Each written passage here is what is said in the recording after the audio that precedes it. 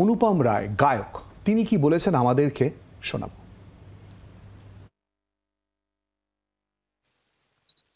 এই বিদ্বেষ আসলে মানুষের প্রতি হয় আর কি, কিন্তু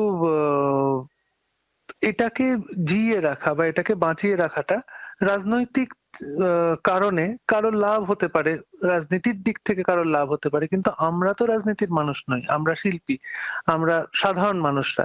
সেই জায়গাতে যদি এইটা চলে আসে, এই বিদ্বেষ চলে আসে, সেটা কিন্তু খুব স্বাস্থ্যকর। আর যে পরিস্থিতি, তাতে আমি খুবই ব্যথিত। সম্বিত পাল আমাদের সঙ্গে রয়েছে। সম্বিত, এই বিদ্বেষের জায়গা, এই বিভেদের জায়গা দুই বাংলার ক্ষেত্রেই যদি আমরা ধরি, কেনই বা তৈরি হলো? সেটাই সবচেয়ে বড় প্রশ্ন শিলাদিত্য, যে কেন এই এতটা বিদ্বেষ তৈরি হয়ে গেল, যেখানে এমন একটা পরিস্থিতি তৈরি হয়েছে যেখানে দুদেশের রাজনৈতিক নেতারা হন বা মৌলবাদী নেতারা হন, তারা এক ধরনের ন্যারেটিভ তৈরি করছেন যেন এখনই ভারত বাংলাদেশ যুদ্ধ লেগে যাবে। কেউ বলছে যে বাংলাদেশকে দখল করে নেওয়া উচিত, বাংলাদেশের সেনা পাঠানো উচিত। অন্যদিক থেকে আমরা শুনছি যে পশ্চিমবঙ্গের অর্ধেকটা আমরা দখল করে নেব, কলকাতায় লোক পাঠাবো।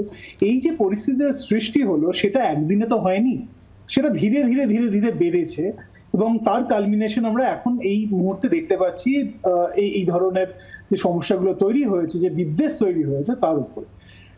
এবার আমরা মনে করতেই পারি যে এটা দুটো রাষ্ট্রের মধ্যে লড়াই, দুটো রাষ্ট্রের মৌলবাদের পক্ষে যারা, তাদের মধ্যে লড়াই, কিন্তু কোনো রাষ্ট্র বা এই ধরনের শক্তিগুলো তো কোনো মানুষবিহীন নয়।